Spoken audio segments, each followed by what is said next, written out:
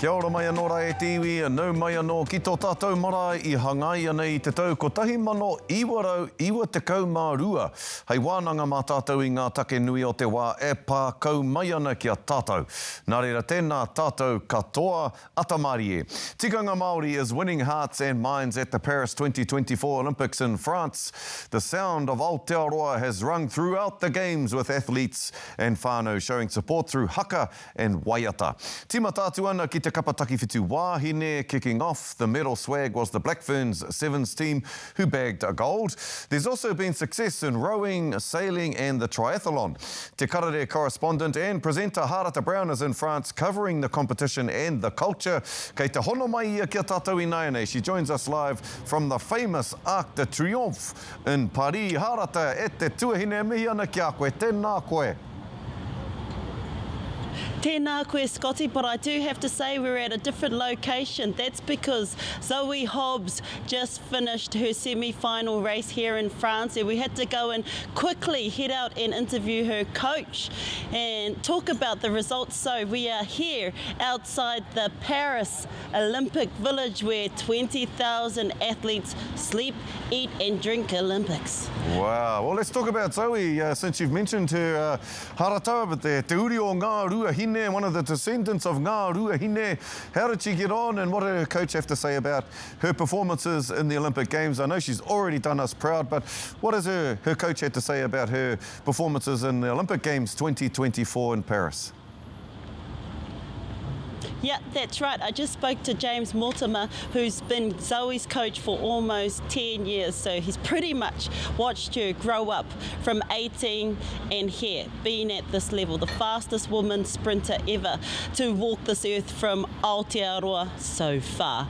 He was just proud of her despite the results and despite her time being slightly a bit slower than her heat. If she had that time that she had in the heat, she could have made the finals, but regardless, 14th in the world, our wahine toa no ngā ruahine making it at that level and competing against the likes of Shikari, the Instagram American medalist champion sprinter. So all I gotta say is e puho kukupa na mātou ngā kairi puata Māori kia ia ko eke ki tērā taumata.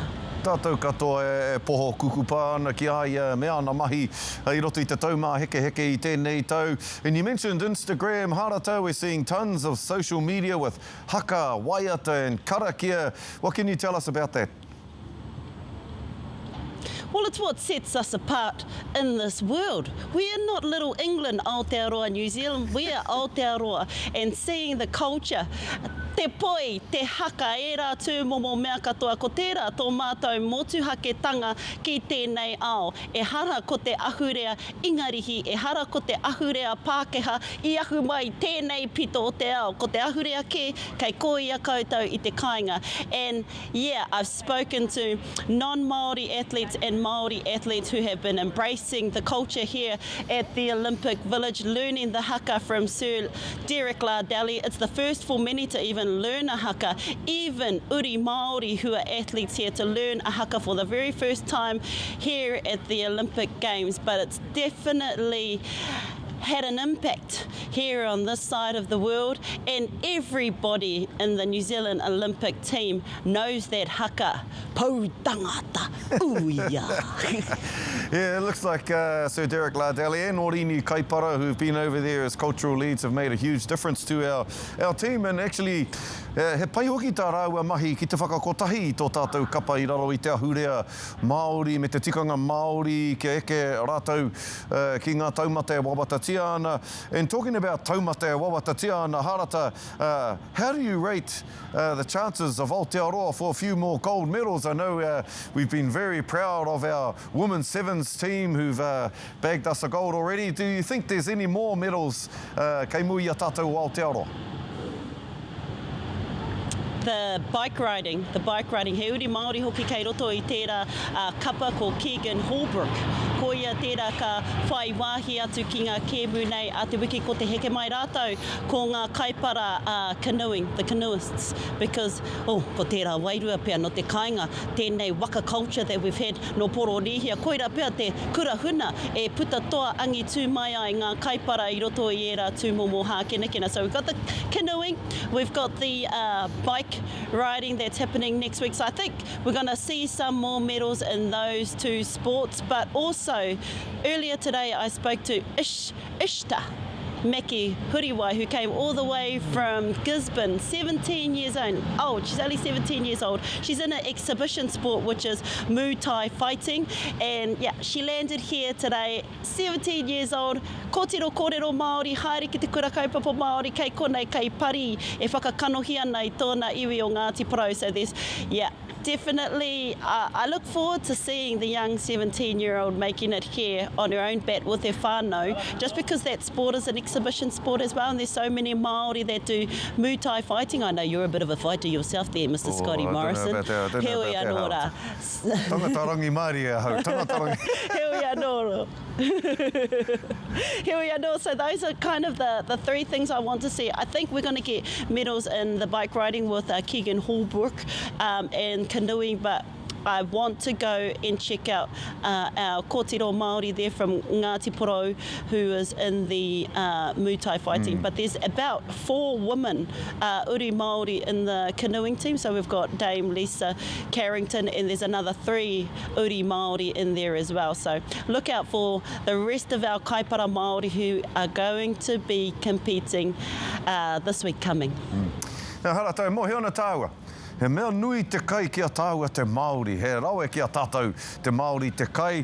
Nō reira, kare kore, ko whakamātau koe I ngā kai, ne, ko whakamātau koe I ngā kai o reira. Tēnā korero mai, ko te hea te tino o ngā kai wiwi. Ko kainga e koe, no e noho ana I wiwi I roto I te roanga o tēnei taumā heke o te ao. What's the favourite, most delicate, delicious, sumptuous French food you've tasted so far, Harata? Korero mai. Well, I'm going to keep it PG and I won't say what other people are saying in the City of Love, but I would have to say, ko te ngata, te kai pai kia hau, ko te ngata, ko te kai, tētahi atu kai tino reka o konei. Another delicacy here of the French people is their desserts. I must say their desserts are delicious. I'm not too sure about all that bread though. French sticks, you know what I mean? Jelly bean. But I gotta say, ngata, number 1, desserts, number 2, and everything else, there's room for interpretation. Harata, ko ia kai a koe, ko ia kai a koe. He kai tākoro futu pōro koe, so you just got to remember, you've got to keep in good shape, Harata, because you're a bit of a football player yourself, you're a bit of a rugby player yourself, and you know, the Black Ferns won gold, their success is huge. In your interpretation of the Black Ferns gold, what does that success mean for us here in Aotearoa and for women's rugby into the future? I just think they really represented our culture well, not just te taha tangata tiriti, not just the tangata tiriti side, but also the tangata whenua side. They were a really strong, culturally connected team. And me te mōhio hoki, they had the largest pool of Māori athletes in those teams as well, both the males and the females. So I guess I was just proud to see all the whānau Māori make their way here to Paris. I even spoke to a little 8-year-old boy who was from the Woodman whānau, and his advice to his superstar auntie, Portia Woodman Wycliffe, as she retired from rugby altogether, she even said to me on the camera, she's a superstar. Anyway, what he said to his auntie was, Auntie, I don't care if you win, as long as you have fun and have a few good runs. And so ka rongo I tērā wairua whakaiti I roto I a rātou hoki. So yeah, although I was a reporter, I was there with my tino rangatiratanga flag. Unfortunately, I don't have it here, somebody's stolen it. But I was just proud to be there as a Māori, waving the Māori flag and cheering on our Black Ferns Sevens, because they were just amazing, awesome become role models for our people back home, both Māori and non-Māori. Karawe, Harata, and let's just take the advice of the young nephew of Portia Woodman. Harata, you have fun over there in France for the rest of your time in Olympics. Have fun, but Harata, not too much fun e hoa, not too much fun. No reira, mea na kia koe, Harata e te tuahine ene, kōrero whakarangatire i a Marae i tēnei ata. Harata Brown e te iwi i pari te whenua wiwi. Tēnā koe, Harata, kia ora. Tamatha Paul is Green Party MP and one of our youngest members of Parliament. The Wellington Central MP says she's in the business of revival, empowerment and emancipation. From the traditional legislative council chambers at Parliament, Tamatha Paul talks to Jodie Haka about her ambitions for future generations.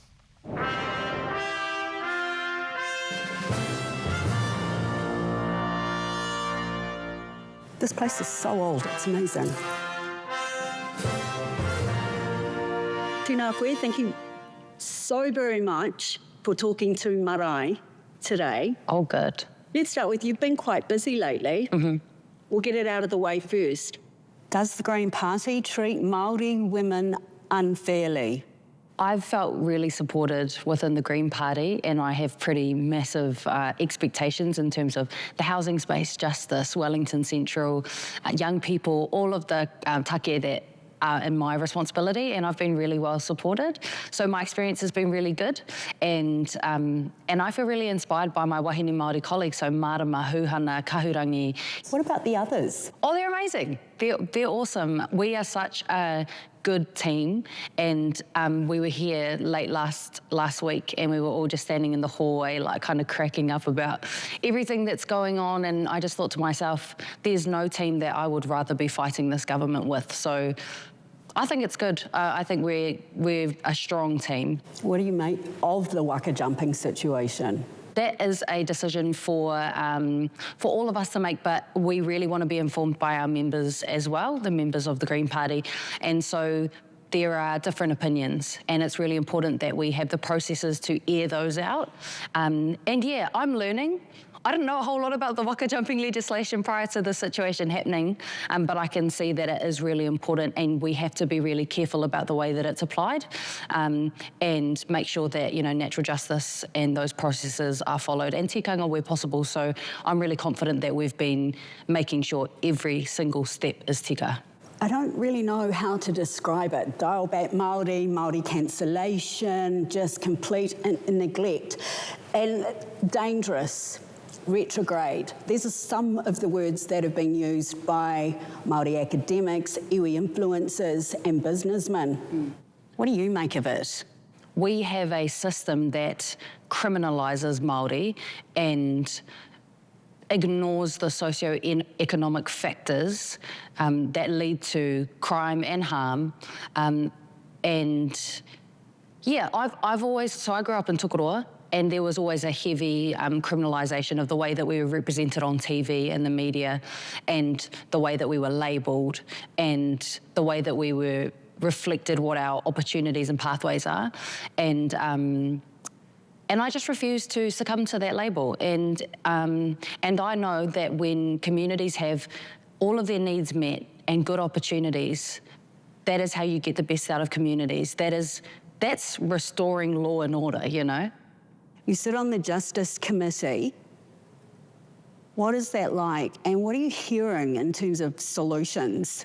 We consider a whole range of legislation around police, around courts, corrections, firearms, prevention family violence and sexual violence. It's quite a taumaha select committee to be on. My big focuses have been around youth justice and the way that we continue to criminalise and treat troubled young people with a justice approach as opposed to a health approach, a housing approach, an education approach, an opportunity approach. And all we've ever done is criminalise young people, and it has always failed. Is boot camps going to work? No, they didn't work when they were first tried. In fact, there's an entire chapter in the Royal Commission of Inquiry into Abuse in State Care called Boot Camp. when we tried it in the 2000s, it failed with an incredibly high recidivism rate for those people who were in that were subject to that boot camp. And now we're going to try it again, you know, continuing to experiment with people's lives when it fails over and over again is truly insanity. I had the privilege of interviewing a bunch of Thai tamariki who told me boot camps just wouldn't work for them and it could, in fact, raise extra childhood trauma. What's your generation saying about this? For me, this is an area really close to my heart because I've grown up in a community that is completely has not had any investment, and I talked about this in my maiden speech. The only investment that we got in our community was new vape stores, new alcohol stores, new pokie machines, and that's it. No job opportunities, no education opportunities, very little housing and poor health systems. And my generation completely rejects this idea that this kind of tough love, hard-on crime approach works. We're talking about young people who have already had really difficult lives, whether they were abused within their households, whether they're suffering from mental health issues or with physical health issues. And then somehow this cold, punishment-based, military-style boot camp is somehow the response to that. It can't be. The crime that we see is a response to poverty, material poverty, poverty of opportunity. So if we want to reduce crime and harm, whether that's by young people or anybody else, we have to have a look at the material circumstances that people are living in. Absolutely. There has been widespread activation in terms of Māori protest. What do you make of it? I have no doubt that there is currently a systemic attack on Māori rights, whether that's with, you know, recently the Takutai Moana Marine and Coastal Areas Act, whether that's the so-called Treaty Principles Bill, whether that's the removing Māori wards or making them harder to establish, the removal of te tiriti or waitangi from more than 40 pieces of legislation, Section 7AA within Oranga Tamariki. It's a concerted act to repress Māori and to punish us for no reason apart from to win votes and to make it seem like the government are doing something when they're not. And it is a difficult time to fight for our rights, but at the same time, it's an extremely energising time for us to get organised, to show all of Aotearoa why te tiriti, our treaty, is important. So, Tamatha, how does your generation use social media? I think being of this generation, it means that we've got access to tools that other people just don't have access to, and social media can be a place where we can put more information out there because, you know, we know that there are 1 million people out there that did not vote in this election, and there are so many people out there that aren't even aware of what's going on in this house and the massive decisions that are being made. So social media gives us that access to be able to talk about what's going on here, how people can get involved and how people can resist, that there's a place for all of us to resist it, because it's not just Indigenous rights that are under attack, it's workers' rights, it's human rights. All of these things are under attack by a government that has been funded by corporate interests. In June, the Māori population hit just under 1 million. 1 in 5 New Zealanders are Māori, 1 in 3 are under 25 years old. So what do you think this means for future generations? We are a young generation, we are a young people, and I think we're almost 20% of the population, which is pretty amazing. For us, it's about making sure that all of our resources in society are shared fairly and that our communities have what they need in terms of housing, health, education, all of those areas.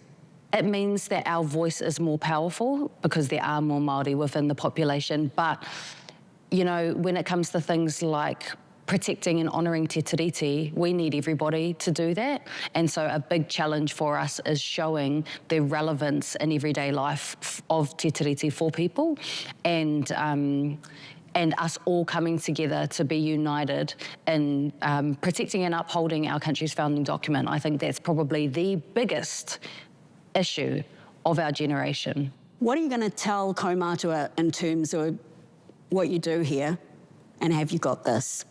First of all, I'd say to kaumātua, thank you for the mahi that you've done in upholding our rights and all the things that you've fought for our people, and that we will hold the line as much as we can. We will hold the line on those rights, and we will try our absolute best to fight against this government's agenda to crack down on our people. We will give it our all, and their voice is important. But so is the younger generation, and if all of us continue to raise our voices, then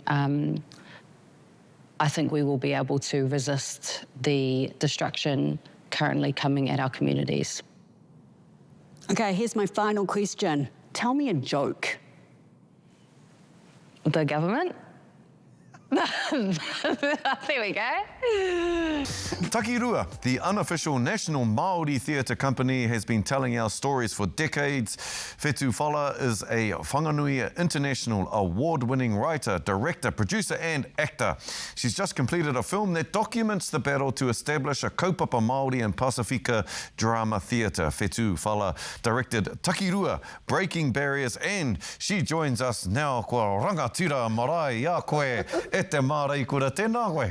Oh, tēnā koe, Scotty. Great to see you. Mihi nui. Yes, thank you for having me this morning. Tēnā koe, and you're looking spectacular, you're looking radiant. Korero mai mō kākahu me te taonga. Oh, well, you know, Scotty, in our line of work, we have amazing Māori creatives. And today, I was very blessed to have Janine Clarkin from Ngāti Pāua, Caroline Ma from Kaitahu, and my jewels are a combination of Ahu Boutique from Te Arawa and Fingers Jewellery in Tamaki. And I just want to say that even though we're in screen and in performing arts, we are a whānau of toi, and we all try to come out and support each other. And I nearly forgot my shoes, but that's from our tangata tiriti, and that's Catherine Wilson. Tēnā koe, you're fabulous. You always have been fabulous. You're a legend, my friend. You are a legend. And you're going to become more of a legend, I think, and you're talking about a legend, a legacy in Takirua Theatre with your documentary. Congratulations on that, Takirua Breaking Barriers. Tēnā, kōrero mai mō tēnei pakipū meka nei. Tell us about Takirua Breaking Barriers. What is it all about? Where does it come from? What's the genesis of the idea? Hea ngā kōrero? Well, I was very fortunate to be a young person in the time when we had amazing mentors like Keri Ka, Tunia Baker and Wikuki Ka, along with, I call them their allies, but to them they were just their friends. Rona Bailey, who was an amazing person who brought contemporary dance to New Zealand. They had other friends like Harry Serison, who was a co-founder of Downstage Theatre. They banded together, John O'Shea. They were arts intelligentsia of Wellington. And they created a space that they believed would be the future. And this waka of the future was Takirua. And Tunia named the theatre to go in twos, and the idea, she chose it deliberately because it was about weaving, and it was about weaving stories, Māori stories, tangata tiriti stories that would make us stronger, not only as artists, because that's predominantly what we were, performing artists, but for a vehicle to follow and find our pathways into the future. So I'm really reminded when in the making of this film, when Meritamita made Patu, one of her kaupapa that she had at the time was, the past is the present and the future is now. And that is a kaupapa that I held in front of me to help me make the story, to bring the elements, what other people would call historical, but what we would call the wakapapa of our lives. Nā koe, and you drew on a lot of personal experiences for the pakipūmeka. How was that for you? As a young person, I did not appreciate the strategic and governance beauty and absolute magnificence of our language and culture. And they were trying to teach us these things, and we all thought we were going to Hollywood. Well, some of us did, as it turned out. And But now that I'm myself a kaumātua, I see that our job now at this level is to ensure the now actors that are in the film, like Ed's Eramiha, Jason Takare, Amanda Noblet, to ensure that they have the roof over their heads that was provided for us. And the future, which is our kura kaupapa generation, they are here. Our future is now. So we always remind ourselves, we laugh when we think about our kaumātua, how they trained us with jandals and with love. We always say it's for the future and hold on to that kaupapa. Now, that fantastic character of ours, Dalvanius Priman, what a brilliant person he was. He made a promise to you way back in the day, and we were having a korero about this just before we came on air. This is one of the great stories. Can you tell us about that, the promise that Dalvanius made to you? In 1990, Dalvanius and I, along with Peter Carr, Toby Mills, Hori Ahipeni, we were the rangatahi on a film made by my kaumātua Barry Barclay, Ngāti Apa, called Te Rua. Wikuki Ka was our star, and we were busy being rangatahi kai whakaari in Berlin, and one night morning he found us, gathered us all together and sat us down, and Dalvanius said, you know what? When you make a film, and we all looked at each other, you know, we were just actors. We were young. We were like, we can't make a film. When you make a film, the Party Māori Club is going to come and sing for you. And I was like, that's never going to happen. 33 years later, I remembered that, and I reached out to our whanaunga at Party Māori Club, and just 48 hours ago, Party Māori Club came to fulfil the promise of Dalvanius and sang for the premiere for our film, Takirua Theatre, Breaking Barriers. Now, look, I saw Toby a couple of days ago we were in the airport and he was off filming, and we were laughing about our days with Dalvanius. And I think now, you know, I think it was actually a provocation that he made to us, and he planted the seed in our minds as young people that we could make a feature film. And that is the brilliance, I think, of our culture and our language, and how Dalvanius saw the future in us, even though we didn't see that. And now my job is to give these same provocations to our future. Absolutely brilliant, Whetū, and you know, once again, congratulations on this this documentary, Takirua Breaking Barriers. Can't wait to see it. Looking forward to it, but. You know, e mihi ana ki a koe, i o mahi nui, kau i tēnei pakipūmeka anake, engari i o mahi nui roto i ngā tau. I konei te reo tātaki nei i hea ake, hei hāpai ake i a tātou te Māori, i raro i te maru o te toi. Ka mihi te ngākau ki a koe. Tēnā koe he hoa. Kia ora. Kei te mihi o ki ahau ki te whānau marama New Zealand International Film Festival mō tēnei mahi a tāhua. Kia ora rawa atu. Tēnā koe, Whetū, kia ora.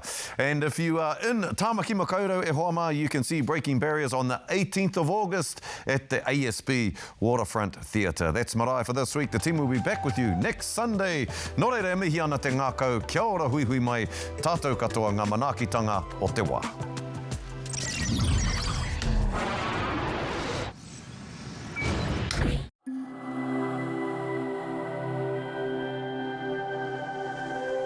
Ko te reo, te take.